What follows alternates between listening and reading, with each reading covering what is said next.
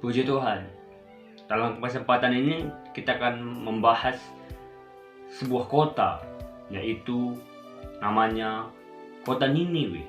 Ya, teman-teman pasti tahu kota Niniwe itu. Dijelaskan di Alkitab ketika Tuhan menyuruh Yunus untuk pergi ke kota Niniwe untuk membawa kabar keselamatan, pertobatan, menyuruh mereka bertobat. Tetapi apa yang dilakukan Yunus? Ya, Yunus awalnya tidak pergi ke Niniwe. Dia pergi ke kota yang namanya Tarsis. Nah, perlu kita tahu selain daripada ketidaktaatan Yunus, kita perlu harus tahu alasan lain Yunus tidak pergi ke kota Niniwe itu.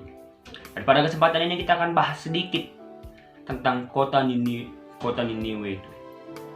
Walaupun akhirnya kalau kita baca kitab Yunus, Niniwe akhirnya bertobat. Walaupun pada akhirnya Niniwe harus diruntuhkan oleh Tuhan sendiri.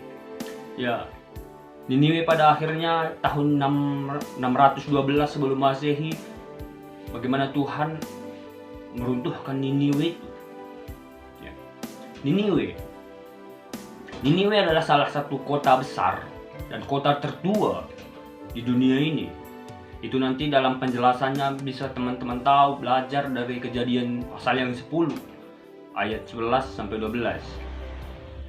Dan kota Niniwe ini juga adalah merupakan ibu kota dari bangsa Asyur. Ya, bangsa Asyur pasti saudara tahu, bangsa Asyur itu adalah musuhnya Israel. Ya. Sejak tahun 1100 sebelum Masehi, kota Niniwe ini dijadikan kediaman raja oleh raja yang bernama Sargon kedua. Raja Sargon kedua ini awalnya menyenangi kota Niniwe dan menjadikan kediamannya. Dan akhirnya setelah pergantian Raja Sargon yang kedua pada tahun 700-an sampai 722 sampai 705, Raja Sanherib memerintah menjadi raja untuk bangsa Asyur.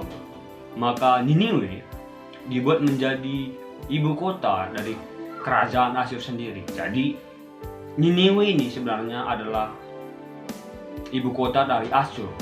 Asyur kita tahu musuh bangsa Israel. Ya, kalau kita berbicara sedikit tentang Asyur, bangsa Asyur adalah bangsa yang terkenal sangat kejam. Bangsa yang tidak memiliki rasa kasihan dan sebagainya. Bagaimana terkenalnya raja-raja di Asyur sangat kejam, menguburkan orang dengan tidak baik, menyatukan kepala dengan kaki. Bahkan ya, mereka terbiasa membantai musuh-musuhnya tanpa belas kasih yang ada. Bukan hanya musuhnya saja yang mereka lakukan tanpa belas kasih, tetapi juga rakyat sendiri yang tidak taat pada bangsa Asyur itu. Bangsa Asyur itu menyembah banyak dewa. Ya, bangsa Asyur itu seperti Babel yang kita ketahui juga mempunyai banyak dewa. Tetapi dewa yang paling mereka agungkan bernama di Asyur sendiri.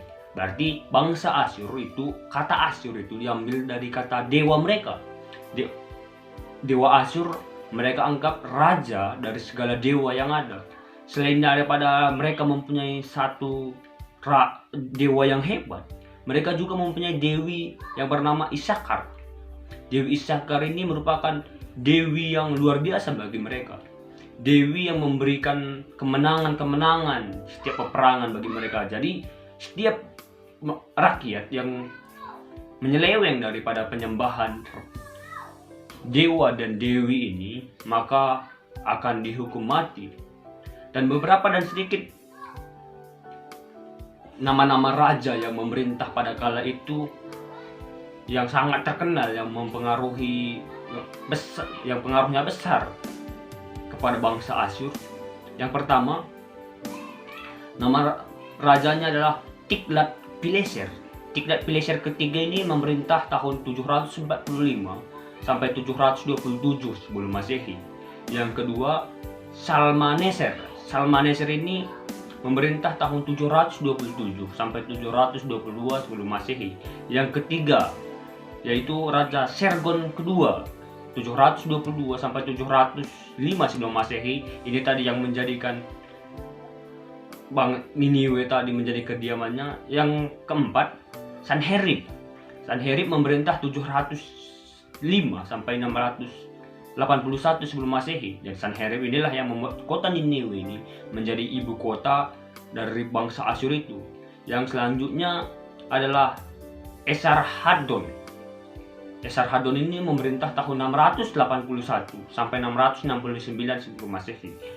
Yang selanjutnya ada namanya Raja Asyurbanipal. Asyurbanipal ini memerintah tahun 669 sampai 631 sebelum Masehi. Dan